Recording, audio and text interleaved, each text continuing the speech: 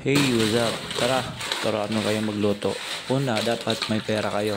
Pangalawa, bumili kayo ng Magnolia Chicken. Yung marinated na para easy to cook pa. Oh, di ba? Easy lang. Ako lang to. Focus sa lulutuin natin. Pangatlo, dapat may air fryer kayo. Hindi na kayo gagamit ng mantika. Easy na. Easy talaga. Tataas na lang yung kuryente nyo. At sunod, yung pang-apat, syempre, dapat magtrabaho kayo para makabili kayo ng ganito. Huwag kayong tamad. Balita ko may nasunog daw dito sa may Santa Rosa, sa may complex. Yung mga paninda sa may gilid ng simbahan.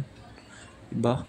Ang dami nun. Ba't kaya nasunog yun? Pero ang point ko doon is bakit kasi sila nagtitinda doon talaga malapit sa simbahan. Parang halos na nga sakupin nila yung buong simbahan, kulang nilang pumunta sila sa loob.